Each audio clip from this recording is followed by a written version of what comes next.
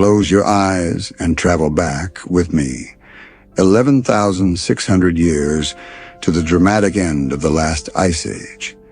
Sea levels are rising, continents are changing, and in the midst of this chaos, perhaps the world's most advanced civilization is continuing its existence. The true story of Atlantis begins here. Tonight we'll explore not just legends, but real historical possibilities, under the light of modern science, accompanied by archaeological findings, and perhaps guided by your imagination.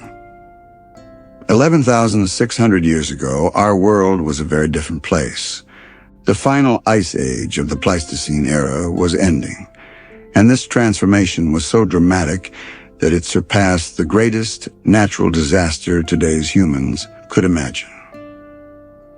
The ice sheet covering half of North America and much of Europe began to melt. These glaciers were up to 3 kilometers thick in some places. Imagine 3,000-meter high walls of ice slowly melting and filling the oceans. This process took place within just a few centuries.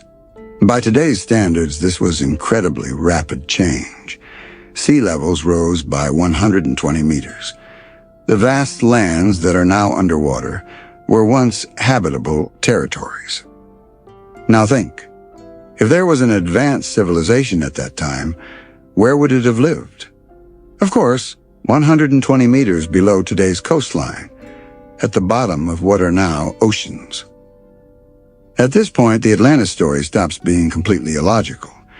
Because the end of the Ice Age wasn't just a geological change, it was also a great apocalypse scenario where all civilizations living at that time had to either migrate or perish. In the middle of the Atlantic, in the Pacific, in the Mediterranean, everywhere there are vast areas that were once dry land, now hidden beneath the seas. And thanks to modern technology, strange structures are being discovered in these areas. In 360 BC in Athens, the young philosopher Plato decided to write down a story he had heard from his teacher Solon. This story was about a very ancient civilization that Egyptian priests had told to the Greek lawmaker Solon. Plato wrote this story in 2 of his dialogues, Timaeus and Critias. And here's a very interesting detail. Plato specifically emphasizes that this story is absolutely true. This story is not fiction, says Plato. It comes from very ancient records and is completely true. This was a very unusual approach for Plato, because Plato usually told his philosophical teachings through allegorical stories. The cave allegory was not Atlantis, but for Atlantis, he insists, this is true. Solon was talking with elderly priests at the temple in the Egyptian city of Sais. One of the priests said to him, "O Solon, you Greeks are children. You have no ancient teachings, because the written records that reach you are very new." And the priest began to speak of records from 9,000 years ago. Beyond the Pillars of Hercules, there was an island larger than Libya and Asia. On this island, a great and admirable kingdom had been established. This kingdom had conquered the entire island and many other islands, extending to the borders of Egypt and Libya and to Tyrrhenia in Europe. The priest continued. But later, great earthquakes and floods came, and in a single day and night, all your warriors were swallowed by the earth, and the island of Atlantis likewise sank into the sea and vanished. Now let's consider the interesting aspects of this story. The Egyptian priest gives very specific details. First, the time. 9,000 years ago. 9,000 years before Solon's time, approximately 11,600 years before our time. This date exactly coincides with the end of the last ice age. Second, the location. Beyond the Pillars of Hercules. This is the ancient name for what is now the Strait of Gibraltar. That means the Atlantic Ocean. Third, the size. Larger than Libya and Asia, in ancient times, this referred to a very large area. Fourth, the end. Earthquakes and floods. Destruction in a single day and night. All these details remarkably coincide with the dramatic changes at the end of the Ice Age. In the 21st century, oceanographers made very surprising discoveries. When underwater mapping technology developed, unexpected structures began to emerge on the ocean floors. In 1968, the Bimini Road was discovered near Bimini Island in the Bahamas. Underwater, regular stone blocks extending for kilometers. In the 1990s, the Yonaguni Monument was found off the coast of Japan, a stepped pyramid structure clearly bearing traces of human construction. In the 2000s, thanks to Google Earth, grid patterns, grid-like structures were discovered on the floor of the Atlantic Ocean. Most recently, in 2018, a 9,000-year-old lost city was found on the bottom of the Mediterranean. Geology shows us that the end of the last ice age was indeed very dramatic. A process called the Younger Dryas period occurred. Between 13,000 and 11,600 years ago, the global climate underwent very rapid changes. During this period, the glacial lakes in North America suddenly emptied. Billions of tons of glacial water filled the oceans. This not only raised sea levels, but also completely disrupted global climate systems. Core samples from this period bear traces of a global disaster. There are traces of great fires in atmospheric carbon layers. Evidence of sudden climate changes exists in Greenland ice cores. And the most striking finding, these changes occurred exactly 11,600 years ago, exactly coinciding with the destruction date of Atlantis that Plato mentioned. So, in light of this information, could Atlantis have been a real civilization? To seek the answer to this question, we first need to understand the world of that period. 11,600 years ago, according to official history, humans had not yet learned agriculture and lived in hunter-gatherer communities. There were still 6,000 years until the first cities were established. But there are findings that question this view. Göbekli Tepe in Turkey is 11,600 years old and is the oldest megalithic structure complex ever discovered. This structure is much more complex than what the primitive humans that official history speaks of could have built. 20-ton stone blocks, perfect craftsmanship, astronomical calculations. The society that built such an advanced structure was definitely not just simple hunter-gatherers. Göbekli Tepe is just the beginning. Around the world, there are ancient structures that official history cannot explain. The craftsmanship inside Egypt's Great Pyramid is difficult to replicate even with today's technology. The stonework at Pumapunku in South America is at laser-cutting precision. The giant stone blocks at Sacsayhuaman in Peru are fitted together so perfectly that not even a knife blade can fit between them. Who built these structures? How did they achieve such perfect craftsmanship? And, more importantly, if these civilizations with such technology were lost in the disaster at the end of the Ice Age, could they have used techniques learned from a larger, more central master civilization? This is where the Atlantis hypothesis comes into play. Our journey through time has brought you to the end of the Ice Age. Now we will delve into the daily life of that mysterious civilization. How would a day pass in Atlantis? How did people live? And what happened on that terrible last night? Because if Atlantis was real, it wasn't just an island, it was a model of civilization. And understanding this model means putting the missing links of human history in place. Tonight, by combining the details Plato gave with modern science, we'll paint the most realistic possible picture of Atlantis, from urban planning to water canals, from social structure to technology. We'll explore everything. Are you ready? Because now we're really going to travel through time. Close your eyes and forget the current world map with me. The sea level is 120 meters lower. The vast lands that are now underwater were then habitable continents.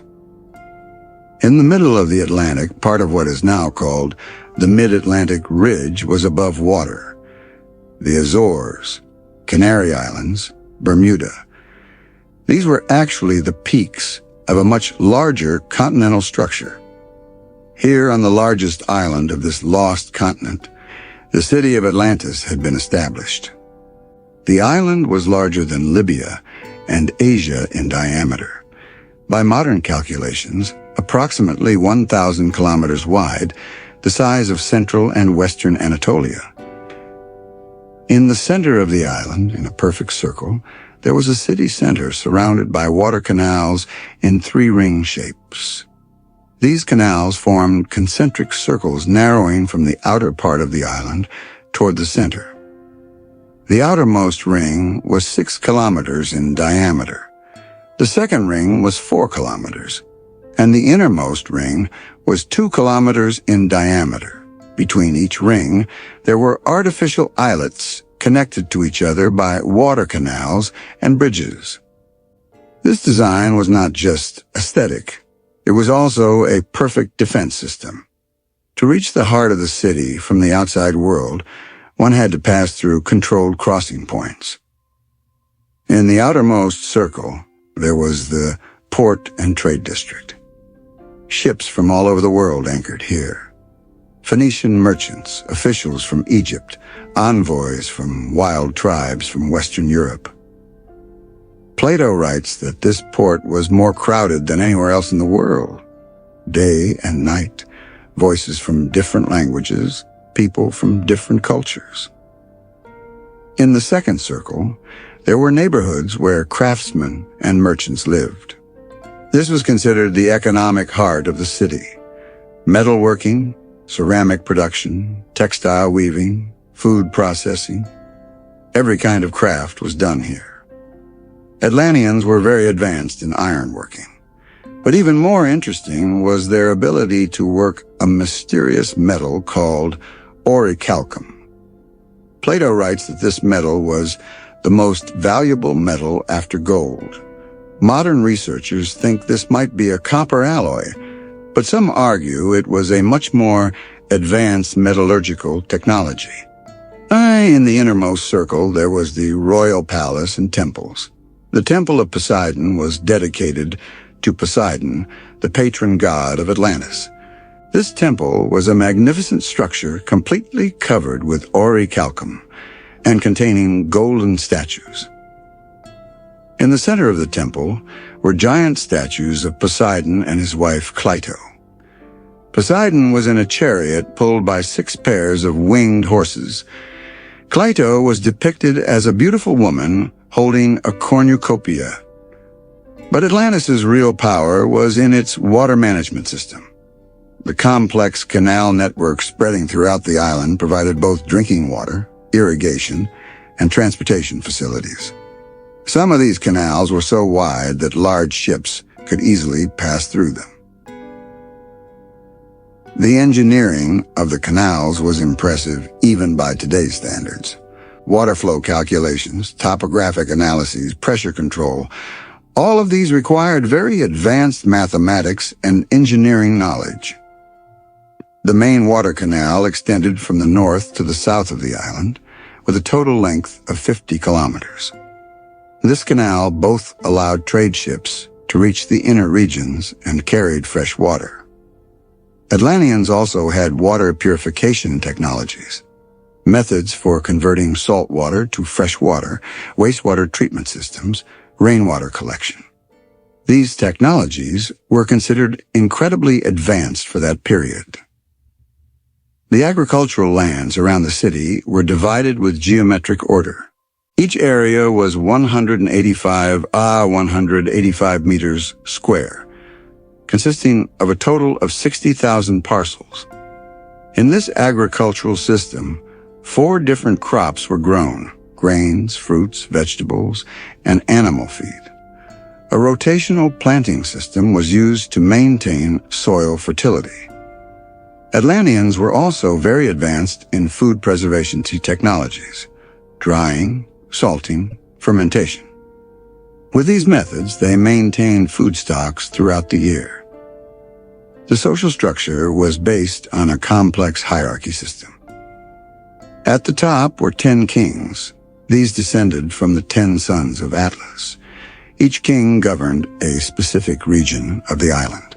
But the most powerful king was the one descended from Atlas's eldest son, the ruler of the central city. Below the kings was the noble class. These were high-ranking soldiers, priests, great merchants, and craftsmen leaders. The middle class consisted of small merchants, craftsmen, farmers, and civil servants. This class was the backbone of Atlantean society. At the bottom were slaves, but slavery in Atlantis was different from other ancient civilizations. Slaves were people with certain rights who could receive education and had the chance to earn their freedom. The education system was very advanced. Children began education at age 5. In the first stage, there was reading, writing, basic mathematics, and moral instruction. After age 10, they were directed to different fields according to their abilities. Intelligent children received philosophy and mathematics education.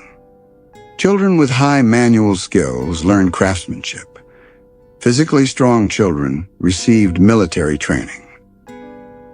The Atlanteans' achievements in science and technology were far beyond their time. In astronomy, they created star maps and calculated planetary movements. Calendar systems were more precise than today's calendars.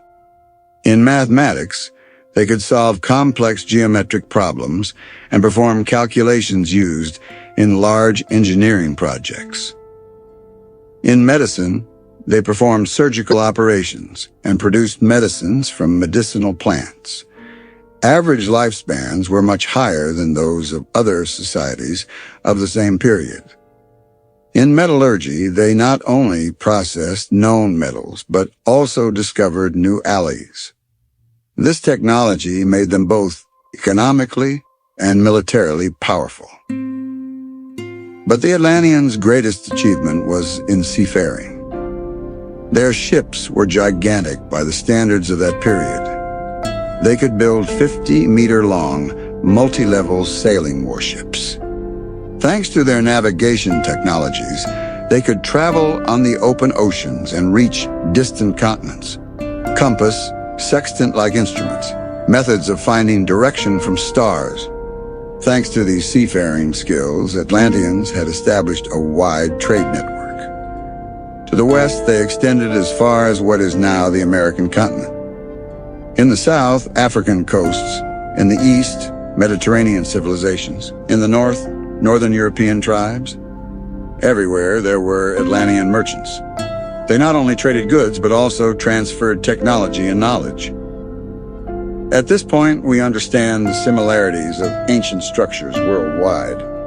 The perfect stonework in Egyptian pyramids, megastructures in South America, megalithic monuments in Europe. Could there be a common source of knowledge behind all of these? If Atlanteans really had such advanced seafaring technology, it was possible for them to reach everywhere in the world and share their technologies. In this case, Atlantis would not be just a city, but the center of a global civilization. But like every great civilization, Atlantis also changed over time. According to Plato's account, initially Atlanteans were very virtuous people, respectful to their gods, fair to each other, hardworking and modest. But wealth and power changed them over time. As centuries passed, Atlanteans began to become arrogant. They began to see themselves as superior to other societies. Gradually, they became people who only thought of their own interests. This moral collapse spread to every layer of society. Kings started wars for more power and wealth. Nobles began to exploit the people for more luxury. Merchants resorted to tricks for more profit. Religion and traditions were forgotten. Instead of praying to Poseidon, they began to chase material gain. As a result of this change, Atlantis' foreign policy also changed. While they used to trade fairly with other nations and live in peace, now they began to conquer and exploit them. Plato says, "Therefore Zeus, the greatest of the gods, decided to punish the Atlanteans. And the punishment would be very great." Around 9600 BC, probably on a November night, an extraordinary night was experienced in Atlantis. First, animals began to behave strangely. Dogs began barking, cats began hiding, horses became restless, birds made unusual sounds, and fish began washing ashore. Then atmospheric changes were felt. Air pressure dropped, winds changed, clouds took unusual shapes. At midnight, the first earthquake began. Initially, they were light tremors. People thought this was a temporary situation. Atlantis had experienced earthquakes before. But this time was different. Within minutes, the tremors intensified. People coming out of houses began gathering in the streets. Children were crying. Women were praying. Then the real disaster began.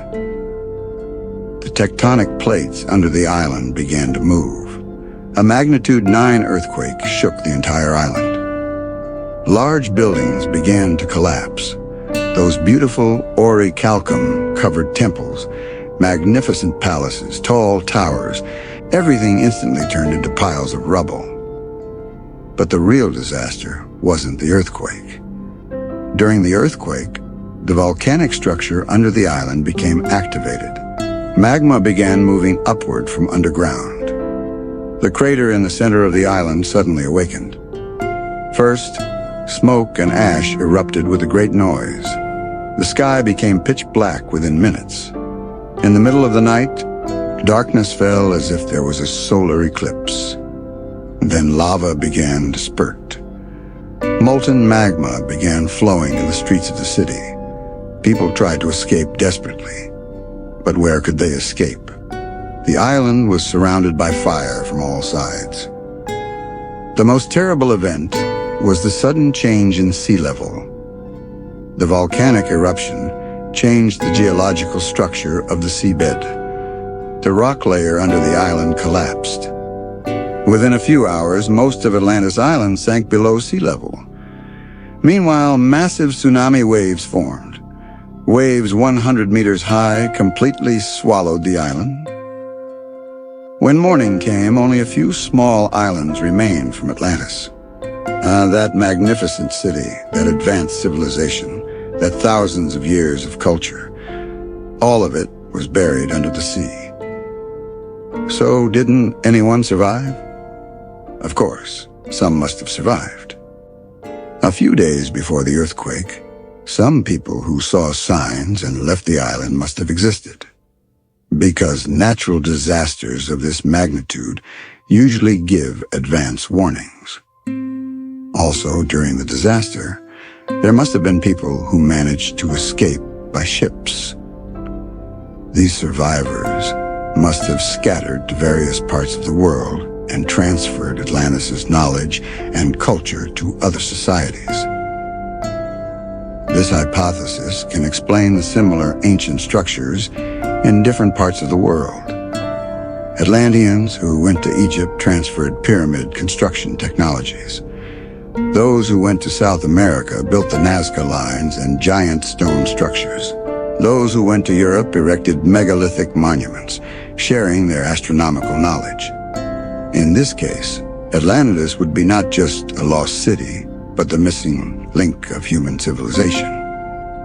Now let's return to modern discoveries. Because in recent years, many findings have emerged showing traces of Atlantis. In 2001, geometric structures were discovered at 700 meters depth off the coast of Cuba. sonar images showed pyramid-like structures. In 2004, more comprehensive research was conducted on the Bimini Road. The findings showed that these structures were not natural formations, but man-made. In 2009, a large pyramid structure was detected in sonar scanning off the Azores. The structure was 60 meters high and in perfect geometric shapes. In 2011, grid patterns were discovered in Google Earth images in the middle of the Atlantic. These patterns resembled urban planning. In 2013, a 9,000-year-old lost city was discovered in the Mediterranean, off the coast of Israel. This city, called Atlantis, had been submerged due to sea level rise in prehistoric times. In 2018, a very large and perfectly circular structure was discovered off the coast of Spain. This structure closely resembled the concentric circles Plato described. Most recently, in 2023, numerous anomalies were detected on the floor of the Atlantic Ocean using AI-supported sonar analyses. Most of these anomalies were too regular to be explained by natural geological formations. All these findings show that Atlantis is not entirely a product of imagination. Perhaps not exactly as Plato described, but a civilization with similar characteristics may have really been lost at the end of the Ice Age. This possibility would turn our understanding of history upside down. Because in this case, we would need to take the beginning of human civilization not 6,000 years back, but at least 12,000 years back. According to official history, the first cities were established in 4000 BC, the first writing in 3500 BC, the first empires in 3000 BC. But if Atlantis is real, all these dates are wrong. Human civilization is much older and much more complex. And this is not just a matter related to history. This situation also says a lot about humanity's potential. If such an advanced civilization could be established 12,000 years ago, human intelligence and creativity is much more powerful than we think today. Perhaps we are just beginning to reach the level that Atlanteans achieved. Computer technology, space research, genetic engineering. All of these might be technologies that Atlanteans also possessed. In fact, perhaps they had technologies that we haven't discovered yet.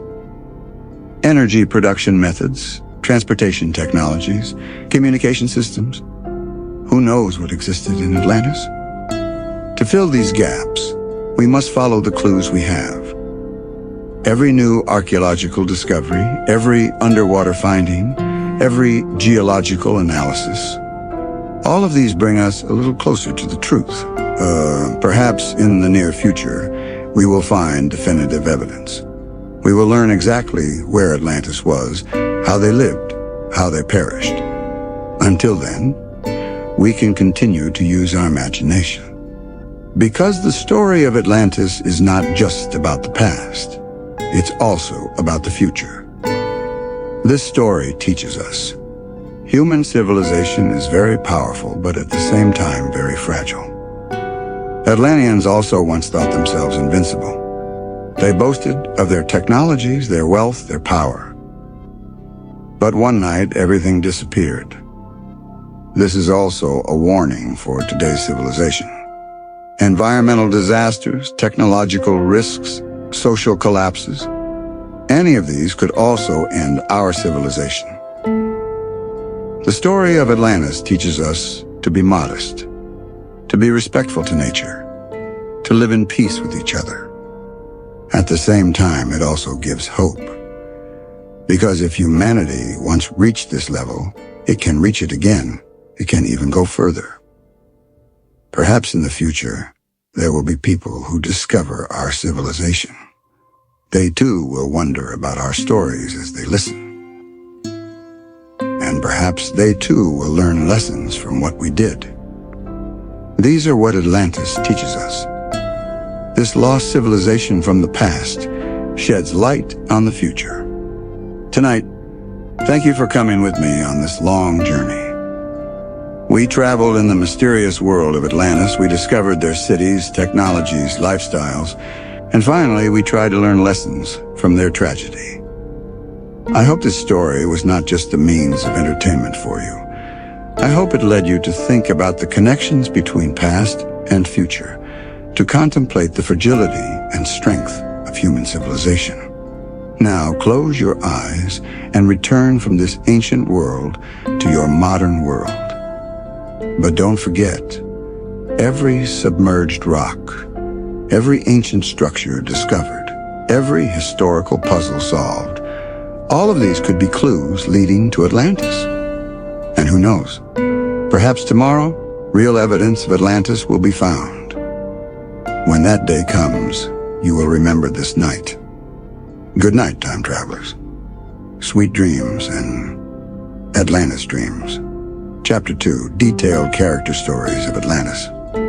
Until this night, I've told you the general story of Atlantis. Now we will discover the stories of individual people living in this magnificent city, because every great civilization is actually formed by countless personal stories coming together. Come, let us witness the lives of characters from different social classes of Atlantis on a spring morning in 9601 BC. Theron, young architect.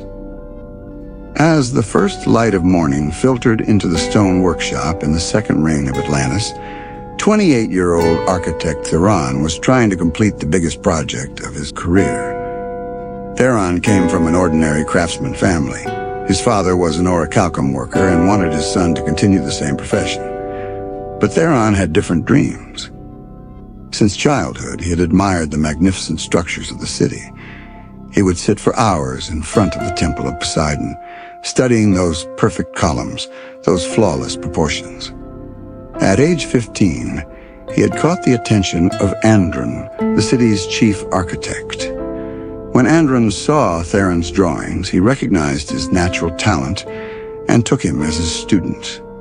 13 years later, Theron had reached a level where he could undertake projects on his own, and today he would present the most ambitious structure he had ever designed, the new Academy of Sciences. The academy Theron designed was not just a beautiful building. It was also a functional research center, astronomical observatory, mathematics laboratory, medical research department, engineering workshop. Everything was arranged in perfect harmony. The most important feature of the building was its use of natural light. Theron had designed a system that provided optimal lighting in every season by calculating the paths the sun took throughout the year. He had also given great importance to acoustic calculations. In the large conference hall, even a person sitting at the back could hear the speaker's voice perfectly. The water system was also very advanced. Flowing water fountains on every floor of the building provided both hygiene and cooling. As Theron made a final check of his drawings, he felt a mixture of excitement and anxiety, because this project meant not just architectural success, but also social status. If the project was approved, Theron would join the ranks of the city's leading architects. He could open his own workshop and undertake large projects. But if it was rejected, he might never get such an opportunity again. As Theron was rolling up his drawings, his father entered the workshop. "Son," said the old man, "today is the big day, isn't it?" "Yes, father. If they like my project, my life will change." His father put his hand on his son's shoulder. "You are a very talented young man, Theron. But remember, talent is not enough. Hard work, patience, and humility are also required." Theron took his father's words seriously, because he knew that in Atlantis, success came not only with individual effort, but also with social harmony. Lysandra, member of the Healer Women class. The same morning, at the healing house in the third ring of the city, 34-year-old Lysandra was examining the first patient of the day. Lysandra was one of Atlantis's most respected healers.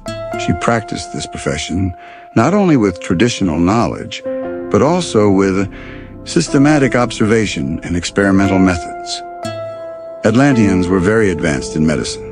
They could perform surgical operations, treat complex fractures, and even perform cataract surgery. Much of this medical knowledge was developed by female healers. Because in Atlantean society, women had equal rights with men. In fact, in some areas, women were more prominent. Lysandra had been interested in plants since childhood. She would spend hours in the city's botanical gardens learning the properties of different plants. In her youth, she had become a student of Metrodora, the city's chief healer. Metrodora taught not only traditional knowledge, but also new research methods. A healer, Metrodora would say, should not be someone who just applies what they know, but someone who constantly learns. Lysandra had taken this teaching seriously. Over the years, she had conducted her own research on different types of diseases. She had specialized particularly in infectious diseases. She had developed medicines that prevented inflammation with extracts obtained from various plants. She was also very skilled in surgery. She could perform clean and precise interventions, keeping complication rates to a minimum. The patient she examined this morning was a young fisherman. He had a deep cut on his hand and showed signs of infection. Lysandra first cleaned the wound, then she applied her own developed antiseptic extract. Finally, she bandaged the wound appropriately. Apply this medicine to the wound 3 times a day, she told her patient. And if your fever rises, come immediately. The patient left gratefully. Lysandra then began dealing with the next case. But this was not just a routine day, because in recent weeks, Lysandra had begun seeing patients showing very strange symptoms. These patients came with unexplained fever, headaches, and fatigue complaints. Traditional treatments didn't work. Lysandra suspected this might be a new type of disease, and if she was right, this disease could become epidemic. She had decided to report these concerns to the Healers' Council. Admiral Nicias, Navy Commander. At the naval base in the outermost ring of the city, 45-year-old Admiral Nicias was evaluating reports that had come during the night. Nicias was one of the most experienced commanders of the Atlantean Navy. He had been at sea for 25 years and had sailed around the world several times. The Atlantean Navy had the most advanced maritime technology of that period. Their ships were large and powerful, their navigation systems very precise. But Nicias's real strength was his seafaring knowledge. He knew not only how to navigate ships, but also ocean currents, wind patterns, and seasonal changes very well. For the past few months, developments had been occurring that worried Nicias. First, he was observing small changes in sea level. These changes were very minor, but at a noticeable level for an experienced sailor like Nicias. Also, the migration patterns of fish schools had changed. Fish species normally found in certain regions at certain seasons were being seen in unexpected places. Strangest of all was deep-sea creatures coming to the surface. Fish species that normally lived at great depths were beginning to be seen in waters close to the shores. Nicias thought these might be related to geological changes, because movements in the seabed could affect marine life. He had decided to report these concerns to the city's governing council, because if there really was geological change happening, it could be dangerous for Atlantis. Elena, young oracle at the temple. At the Temple of Poseidon in the heart of the city, 22-year-old oracle Elena was preparing for the morning ceremonies. Elena had come to the temple at a very young age and had received education for years. She not only conducted religious ceremonies, but also provided social counseling. In Atlantis, religion was an inseparable part of daily life. People would come to the temple and seek the advice of oracles before making important decisions. Elena took this duty very seriously. She didn't just give memorized answers, but evaluated each situation separately. But in recent weeks, Elena had been having disturbing dreams. In these dreams, the city was covered with water. People were trying to escape desperately, but couldn't be saved. At first, she hadn't paid attention to these dreams, because it was normal for oracles to have strange dreams. But the dreams were becoming clearer every passing day, and Elena was beginning to suspect that these might not be just dreams. Today, she had decided to tell the temple's high priest about these dreams. Philan, young scientist. At the research center in the second ring of the city, 26-year-old Philan was analyzing his data after making observations throughout the night. Philan was one of Atlantis' brightest young scientists. He specialized particularly in astronomy and mathematics. For the past few months, he had been detecting small abnormalities in star movements. These abnormalities were very small, but at a noticeable level for a precise observer like Philan. He was also observing changes in the moon's gravitational effects. Tidal calculations were giving different results than normal. Philan thought these were probably temporary changes related to planetary movements, but he wasn't certain. He was preparing to report these observations to the city's Academy of Sciences.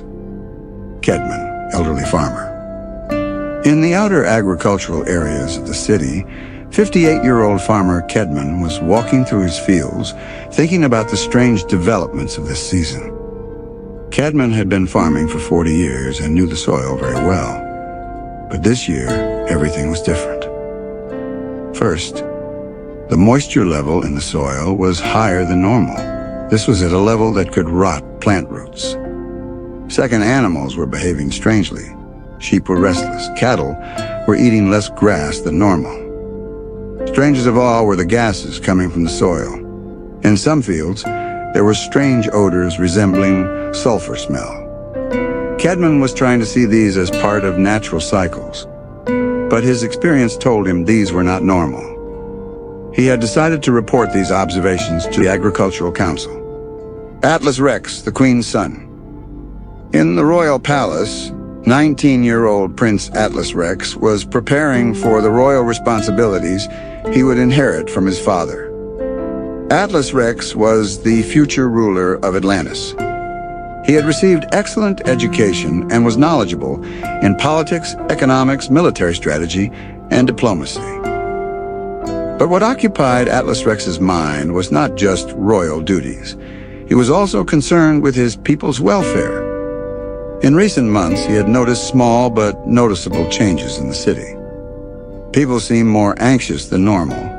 Merchants were selling fewer goods. Craftsmen were complaining that orders had decreased.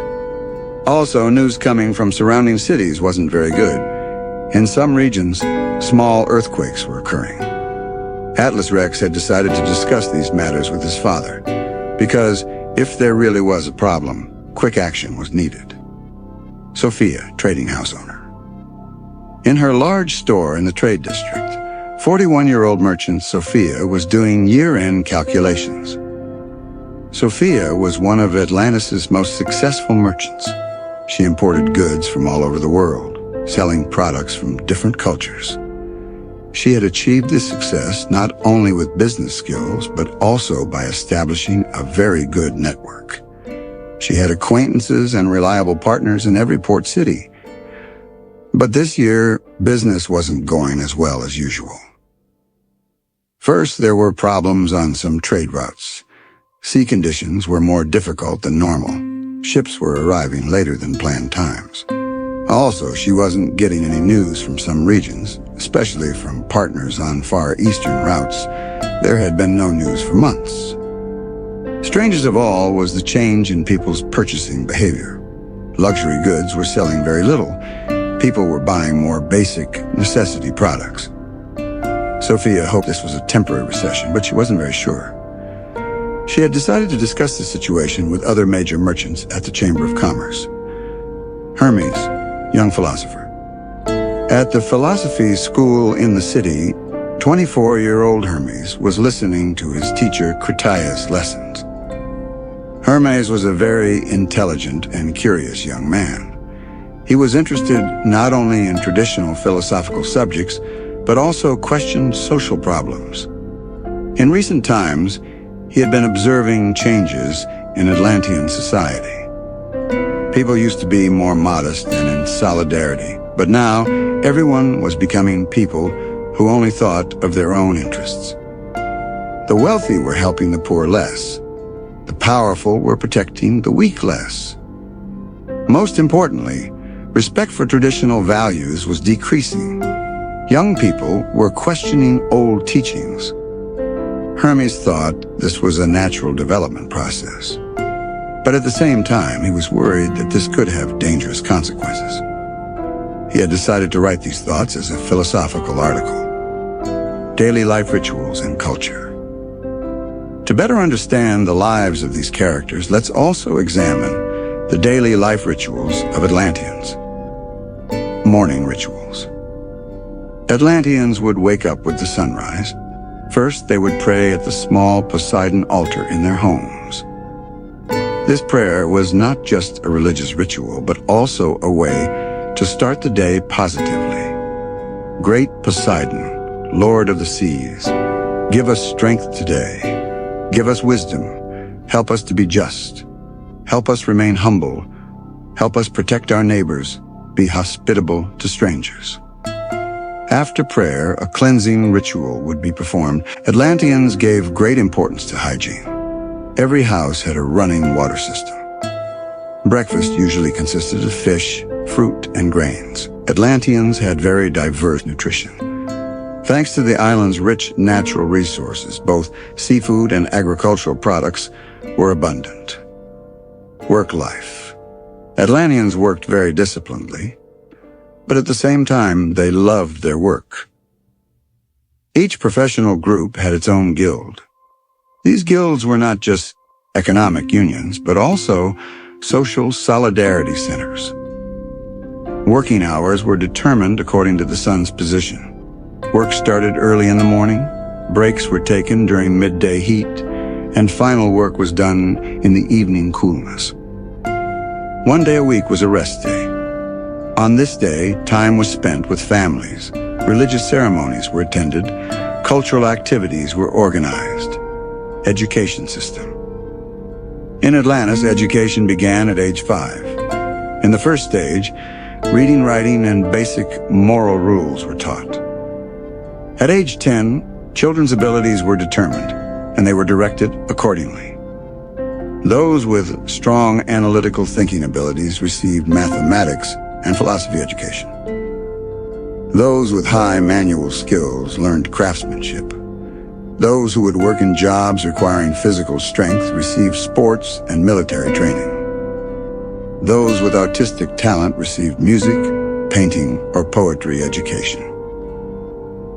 Those with strong social skills were directed to trade or diplomacy fields. This education system both developed individual talents and responded to social needs. Social life. Atlanteans were very social people. In the evenings, they would gather in neighborhood squares, listen to music, and tell stories. On special days, large festivals were organized. These festivals were not just entertainment, but also events that strengthened social unity. The biggest festival was the Festival of Poseidon, held once a year. During this festival, the entire city was decorated, and everyone wore their finest clothes. Art and culture. Atlanteans valued art greatly and produced very advanced works in this field. Music was an inseparable part of daily life. There were music groups in every neighborhood. Their instruments were very diverse and sophisticated. Painting and sculpture art were very advanced. Especially sculptures made with orichalcum were very impressive. In literature, there was a rich accumulation. Epics, poems, stories, works were produced in every genre. Theater was very popular. Both tragedies and comedies were performed in large amphitheaters. In-depth analysis of Atlantean technologies. Now let's examine the technologies that Atlanteans possessed in much more detail. Because these technologies were the elements that made them a civilization far beyond their time. Metallurgy technology. One of the greatest technological achievements of Atlanteans was metallurgy. They not only processed known metals, but also discovered new alloys. Their most famous discovery was the metal called orichalcum. Orichalcum was a copper-based alloy, but it had undergone special processing. As a result of this process, a metal with golden brilliance but harder than iron was obtained. The production process of this metal was very complex. First, copper of very high purity was obtained. Tin and silver were added to this copper in certain proportions. The mixture was melted at very high temperatures. During melting, chemical substances obtained from special plants were added. During the cooling process, controlled cooling was done at certain speeds and temperatures. This process could take months, and as a result, a metal with unique properties was obtained. Orichalcum was used not only in making decorative items, but also as a construction material. It was very durable, corrosion-resistant, and workable. Atlanteans were also very advanced in iron working. They could produce steel and make alloy steels. They were also experts in processing other metals, gold, silver, lead, tin. They knew the properties of every metal and processed them accordingly. Construction technology. Atlanteans' construction technology was very advanced. They not only made beautiful buildings, but also constructed durable and functional structures. Their most important invention was a concrete-like material. This material was made with a mixture of lime, sand, and special volcanic ash. This Atlantean concrete was very durable. It could even harden underwater. Using this material, Atlanteans built massive structures, ports, water canals, bridges, temples. They had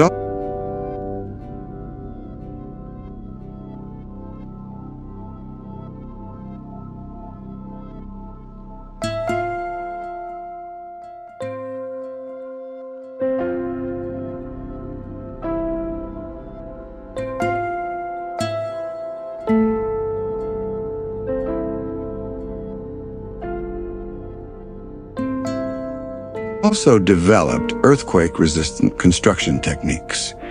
They installed systems that provided flexibility in building foundations.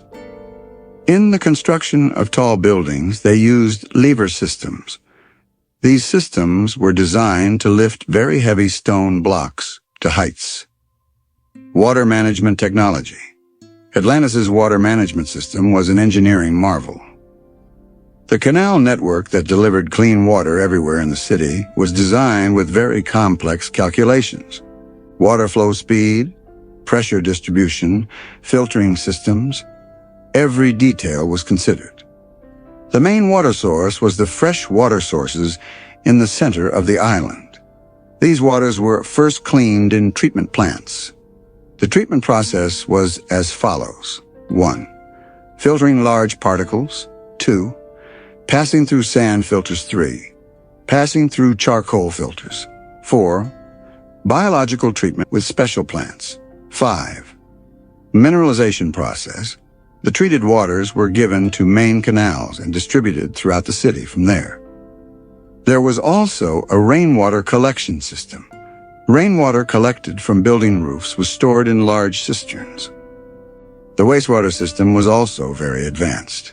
Used waters were collected by the sewerage system and cleaned in treatment plants. Treated wastewater was used for agricultural irrigation. This provided both water savings and environmental protection.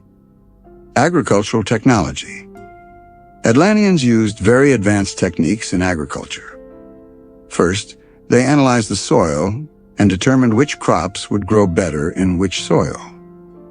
They used a crop rotation system to maintain soil fertility. They grew different crops in the same field in different seasons. Irrigation systems were very effective. They delivered appropriate amounts of water to each field at appropriate times. As fertilizer, they used only natural materials, animal manure, seaweed, decomposed plant residues. In pest control, they preferred biological rather than chemical methods. They used natural enemies of harmful insects and prepared special mixtures for harmful plants.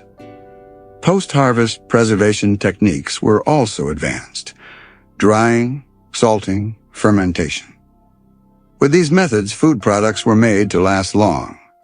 Maritime technology. Atlanteans' maritime technology was unmatched in the world. Their ships were very large and durable. The largest warships could reach 80 meters in length. Special techniques were used in building these ships. The hull was made from flexible but durable wood types. Special resin mixtures were applied for waterproofing. Metal parts were produced from corrosion-resistant alloys. Sails were sewn from very high-quality fabric. Navigation technologies were also very advanced. Compass-like direction-finding instruments, position determination from sun and star positions, wind and current maps, distance measuring instruments. Thanks to these technologies, Atlanteans could safely travel on open oceans and reach distant continents. Astronomy and mathematics. Atlanteans were also very advanced in astronomy and mathematics. They built observatories and systematically tracked star movements. Calendar systems were very precise. They could calculate the solar year, lunar months, and planetary movements. In mathematics, they could solve complex geometric problems and calculate with large numbers. Especially, the use of mathematics in engineering calculations was very advanced. Structural statics, water flow calculations, stonework measurements, medical technology. Atlanteans' medical knowledge was very extensive. Surgical instruments were produced very precisely through metalworking. In drug making, they knew the properties of hundreds of plants and could process them in different ways. Diagnostic methods were advanced. Pulse control, eye examination, urine analysis. With these techniques, they could diagnose diseases early. In surgical operations, they used anesthesia-like pain-killing methods. Comparisons with other lost civilizations. To better understand Atlantis, we can make comparisons with other civilizations that were lost in world history. Indus Valley Civilization. The Indus Valley Civilization, which lived in what is now Pakistan and India between 3,300 1300 BC, shows characteristics similar to Atlantis. This civilization had very advanced urban planning, had water management systems, had developed trade networks, used a writing system, but not yet deciphered, suddenly disappeared for unexplained reasons. Indus Valley cities were planned with a grid system like Atlantis. Main streets, side streets, residences. Everything was arranged in an orderly manner. The water system was very advanced. Every house had a toilet. The sewerage system covered the entire city. But most interestingly, how this civilization disappeared is unknown. There are no traces of war, no signs of disease, as if people suddenly abandoned their cities. This situation shows a parallel with the sudden disappearance of Atlantis. Minoan civilization. The Minoan civilization, which lived on the island of Crete between 2700 to 1100 BC, also resembles Atlantis. This civilization was located on an island, Crete. Had very advanced maritime technology, art was extremely advanced. Women's status was high, disappeared with a sudden disaster. Minoans built very beautiful palaces. The palace of Knossos reminds one of Atlantean palaces. Water systems were advanced. Running water, toilets, baths in the palace. But around 1450 BC, they disappeared with a sudden disaster. This disaster is thought to be the volcanic eruption on Santorini Island. This eruption caused giant tsunami waves and may have destroyed Minoan cities. This scenario is very similar to Atlantis' last night, Olmec civilization. The Olmecs, who lived in Mesoamerica between 1200 and 400 BC, also show interesting parallels. Olmecs had advanced technology very early, carved giant stone heads, could make astronomical calculations, used a writing system. Suddenly disappeared. Olmec stonework was very advanced. They could perfectly work stone blocks weighing tons. These skills remind one of Atlantis' stonework. Göbekli Tepe mystery. Göbekli Tepe in Turkey is one of the most important evidence supporting the Atlantis hypothesis. The age of 11,600 years exactly coincides with Atlantis' destruction date. Features of this structure: very complex stonework, astronomical calculations, advanced engineering knowledge, unexpected technology level for that period. If those who built Göbekli Tepe were really hunter-gatherer societies, then official history is wrong. But if they built this structure with knowledge from a more advanced civilization, then the Atlantis hypothesis is strengthened. Nan Madol mystery. Nan Madol, located in Micronesia in the Pacific, is another Atlantis parallel. This structure was built in water, used giant stone blocks, required complex engineering. The civilization that built it has disappeared. In Nan Madol's construction, basalt blocks weighing tons were used. How these blocks were transported and placed is unknown. Local legends say it was built with the help of flying gods. This resembles the God's help motif in Atlantis legends. Detailed analysis of modern discovery examples. Now let's examine in detail the findings discovered by modern technology that could be related to Atlantis. Bimini Road findings. The Bimini Road, discovered off the coast of the Bahamas in 1968, is one of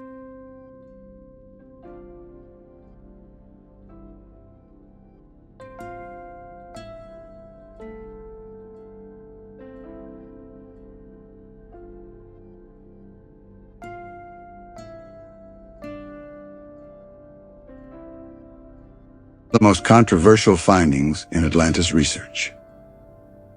Discovered by Dr. Manson Valentine, this structure consists of regular stone blocks extending for kilometers underwater.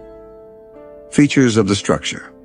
Blocks are arranged very regularly. Dimensions are standard. Approximately 3x4 meters thickness, ranges from 60 to 90 centimeters. There are regular spaces between them. General shape resembles a road. Whether this structure is natural or artificial has been debated for years. Geologists argue that these could have formed as a result of natural coastal erosion. But archaeologists say the degree of regularity is too high to be explained by natural processes. In 2004, more detailed studies were conducted. Findings. Older structural layers emerged from under the blocks. Human-made traces were detected. On some blocks, geometric arrangement resembles urban planning. These findings show that the structure is at least partially artificial. Yonaguni Monument. The Yonaguni Monument, discovered off the coast of Japan in 1987, presents much more impressive findings. This structure is a pyramid-shaped complex found underwater at 25 meters depth. Features: dimensions 150 x 50 x 25 meters. Step pyramid form, flat surfaces, sharp corners, human-made traces clearly visible, surrounded by walls. Japanese geologist Prof. Masaki Kimura studied the structure for 20 years. Result: this is definitely human-made. Kimura's findings. Stone blocks were cut with tools. Steps are suitable for human dimensions. There are tunnels and corridors. Decorative motifs were detected. The age of this structure is calculated as 12,000 years.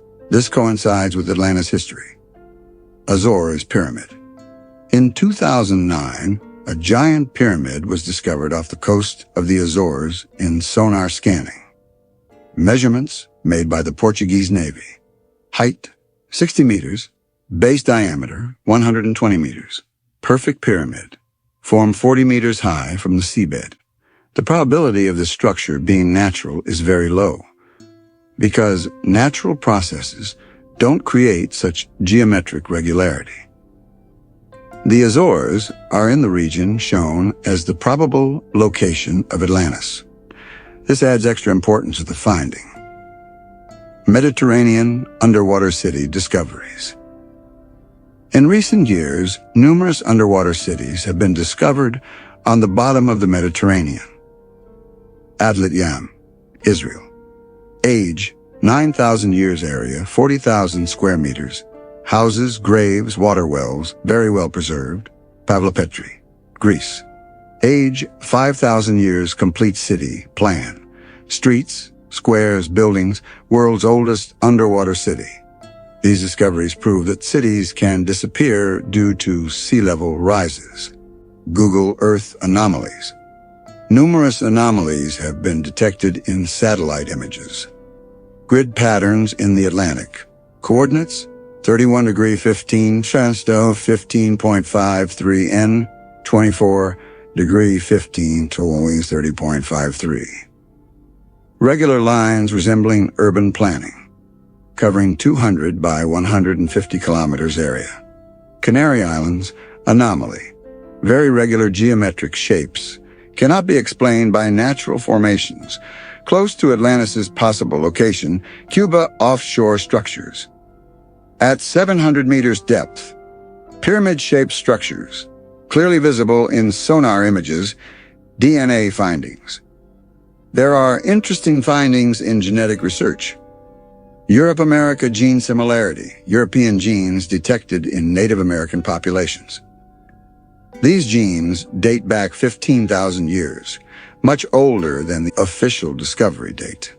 This could indicate a pre-Atlantis connection. Mediterranean population bottleneck. Large population decreased 12,000 years ago, traces of great disaster visible in genetics. These findings could support the Atlantis disaster. Alternative location theories.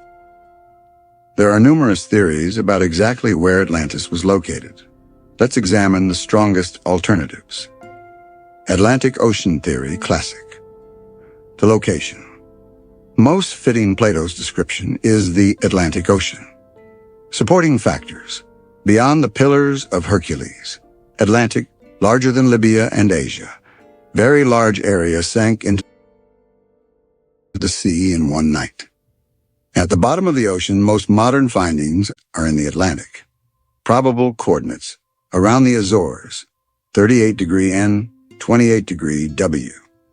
Around the Canary Islands, 28 degree N, 18 degree W. Around Bermuda, 32 degree N, 64 degree W. Mediterranean theory. Some researchers argue that Atlantis was in the Mediterranean. Santorini Thera theory. Center of Minoan civilization. Volcanic eruption in 1450 BC. Civilization suddenly disappeared. Similarity with Plato's description to Cyprus theory. Much larger island in ancient times, traces of advanced civilization, shrunk due to sea level rises. Black Sea theory. The Black Sea underwent dramatic changes at the end of the Ice Age. Supporting findings. Great Flood. 9,000 years ago, straits opened, sea level rose, coastal cities went underwater. This scenario coincides with the Atlantis disaster. Antarctica theory. Charles Hapgood argues that Atlantis was Antarctica. Hypothesis. Before the Ice Age, Antarctica was in a more temperate climate. It was covered with ice due to polar shift. The Piri Reis map shows Antarctica before ice. This theory is very controversial, but there are interesting findings. Sahara theory. The Sahara Desert was green and water abundant 10,000 years ago. Rechut structure, Eye of Sahara. Diameter, 50 kilometers. Concentric circles matches. Plato's description, ancient civilization traces around. This theory has gained popularity in recent years. Expanded collapse scenario. Now let's experience Atlantis' final days in much more detail. Let's follow every hour, every minute.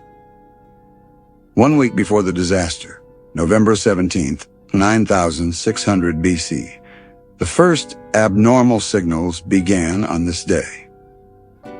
In the morning hours, farmers working in the fields east of the city noticed strange sounds coming from the ground. It was as if something very large was moving in the depths. At noon, birds' behavior changed. They were abandoning their normal migration routes and flying in random directions. In the evening, fishermen working at sea detected that the water temperature was higher than normal. Scientists who noticed these changes intensified their observations. November 18th, 9600 BC. Signals from animals became even more pronounced. Dogs were constantly barking and becoming agitated. Cats were looking for places to hide. Horses were restless. Strangest of all was the behavior of fish. Species that normally lived in deep waters approached the shoreline. The city's temperature was higher than seasonal norms. People attributed this situation to temporary weather conditions and didn't take it seriously. November 19th, 9600 BC. The first serious geological movement occurred on this day. In the afternoon, a very light but noticeable earthquake occurred. It lasted 10 seconds and caused no damage. But this earthquake worried the city's scientists, because earthquakes were very rare in Atlantis. A second earthquake occurred in the evening. This was also light, but lasted longer, 25 seconds. The people began to worry. November 20th, 9600 BC. On this day, a third earthquake occurred, and this time, it was a situation that needed to be taken seriously. The tremor that started at 6:30 in the morning lasted 40 seconds and was more intense. Small pieces fell from some old buildings. The city's governing council held an extraordinary meeting. Scientists, geologists, and engineers were invited. The seriousness of the situation was discussed at the meeting. Geologists said tectonic movements under the island were increasing. Scientists reported they had detected abnormalities in star movements. Engineers stated that buildings could withstand more intense tremors. Decision: monitor the situation closely, but not create panic yet. November 21st, 9600 BC. It became clearly understood that the situation was getting serious. On this day, 5 different earthquakes occurred in succession. 9:15, 20 seconds, light 12:40, 35 seconds, medium intensity 15:20, 15 seconds, light 18:50, 50 seconds, intense 22:30, 30 seconds, medium intensity. The last 2 earthquakes caused some damage. Some house walls cracked, windows broke. Anxiety increased among the people. Special prayer ceremonies were organized in temples. November 22nd, 9600 BC. On this day, scientists made a major discovery. Very small but measurable changes were detected at sea level. This showed that the geological structure under the island was changing. Also, very light sulfur-like odors began coming from several points on the island. These findings showed that the situation was much more serious. The governing council decided to review emergency plans. November 23rd, 9600 BC, the last day before the disaster. On this day, 8 earthquakes occurred in total. The most intense was at 19:45 in the evening, lasting 70 seconds. During this earthquake, serious damage occurred in some parts of the city. Several buildings collapsed.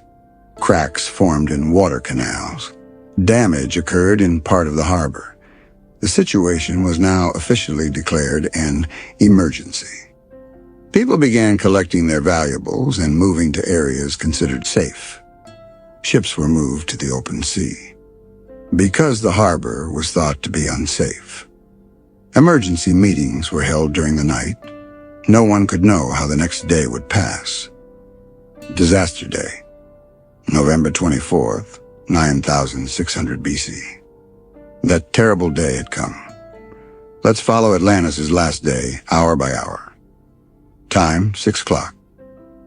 Although the sun had risen, Atlanteans didn't experience a normal morning because small tremors had continued throughout the night. Most people couldn't sleep. They had gathered in small groups in the streets, discussing the situation. The city's atmosphere was tense and anxious. Children were crying, elderly people were praying. Time, 8:30. First serious earthquake. During breakfast time, the first serious tremor began. This earthquake was much more intense than any experience so far. It lasted 90 seconds and caused serious damage in the city. Many old buildings collapsed. Water canals cracked. Water flooded the streets. Most of the harbor became unusable. People panicked and rushed to the streets. This earthquake was followed by dozens of smaller aftershocks. Time, 11:15 emergency meeting. The city's administrators held an emergency meeting. All data was evaluated.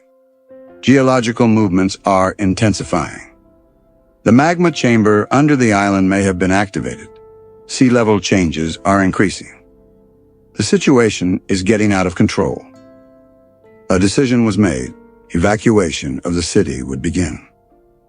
But this decision had been made too late. Time, 14:20. The Great Earthquake begins. The second great earthquake began in the afternoon. This time, the intensity was far beyond what was expected. A magnitude 8.5 tremor lasting 180 seconds. The damage in the city was at a terrible level. Most of the large buildings collapsed. The roof of the Temple of Poseidon collapsed. Water canals completely stopped. Roads cracked. Transportation stopped. Dozens of people were trapped under debris. During this earthquake, people noticed volcanic activity signals for the first time. Hot steam rising from the ground. Time, 16:45. Evacuation attempts. With great effort, evacuation operations began. But conditions were very difficult. Roads were unusable. The harbor was partially destroyed. Most ships were in the open sea. There was an atmosphere of panic. The number of people evacuated was very few, perhaps 5% of the city. Time, 1930. The last great earthquake. In the evening, the third and final great earthquake occurred. This earthquake was magnitude 9.2 and lasted exactly 240 seconds. During this tremor, the remaining part of the city also collapsed. Palaces completely collapsed. All remaining temples were destroyed, water reservoirs shattered, roads were completely ruined. People were completely helpless. Time, 21 o'clock. The volcano awakens. The most terrible event occurred at 21 o'clock in the evening. The volcano in the center of Atlantis awakened. The first sign was a very loud explosion sound. It was as if a very large stone had fallen from the sky. Then giant columns of smoke began rising from the volcano's mouth.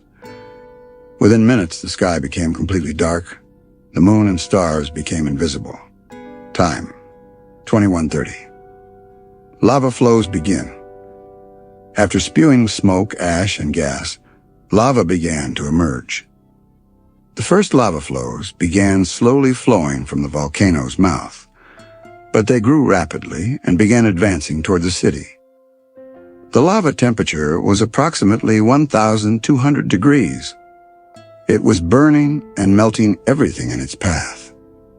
People were trying to escape from the lava, but where could they escape? The island was surrounded by fire from all sides. Time 22:45. The island begins to collapse. The most terrible moment came. The island began to collapse. The volcanic eruption had emptied the magma chamber under the island. The rock layer that lost support suddenly began to collapse. This collapse was very rapid, as if a giant hand was pressing the island from above. The central part of the city sank 20 meters within minutes. Time, 23:15. Tsunami waves form. As the island collapsed, a very large amount of water moved. This movement created giant tsunami waves 150 meters high. The first wave hit the northern shores of the island. This wave was so large that it reached the interior parts of the island. Time 23:45. Atlantis' last 15 minutes. When the final tsunami waves hit the island, there would be nothing left of Atlantis. In these final minutes, people still alive on the island were desperately climbing to high places. But there was nowhere left to escape, because the island was completely covered with water. Time 24:00. Atlantis became history.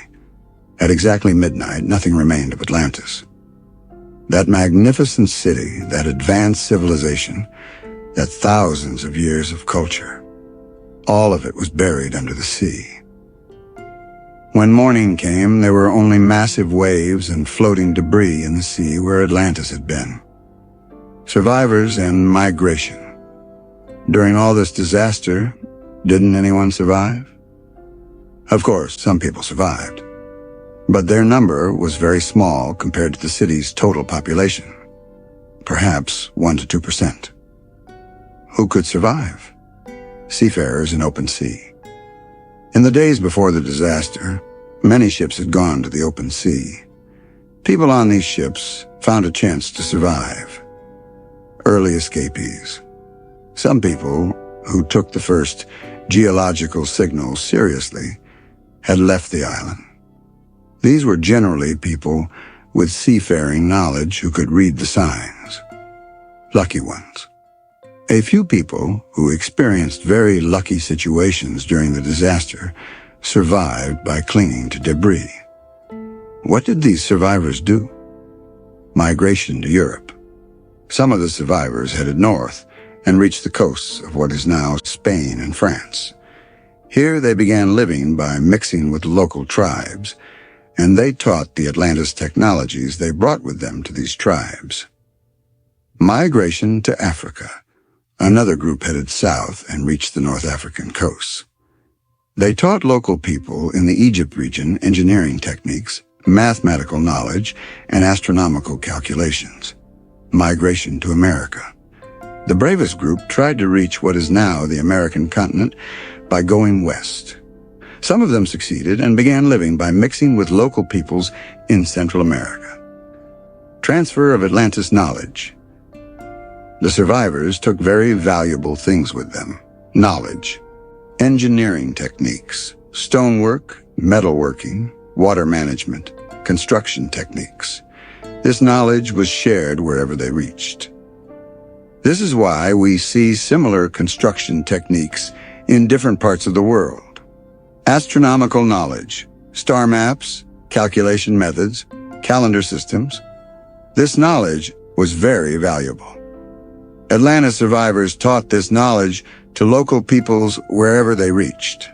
Mathematics and geometry, complex calculation methods, geometric shapes, engineering calculations. This knowledge was used in the construction of large structures. Medical knowledge, plant medicines, surgical techniques, disease diagnosis methods. This knowledge provided great improvements in local public health.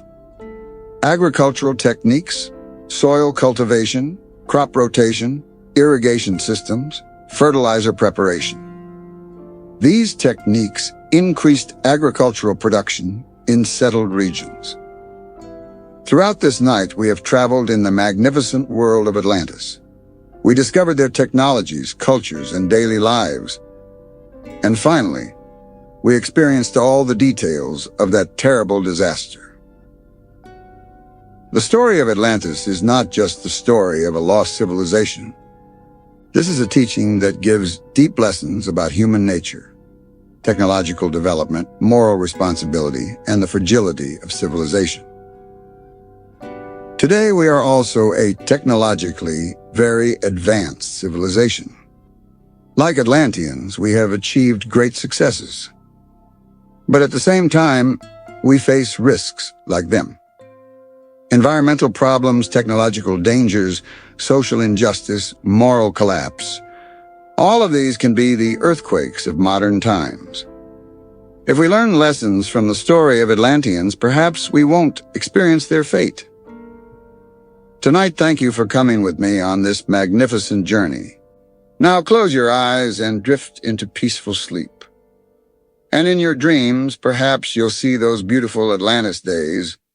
Sweet dreams, time travelers.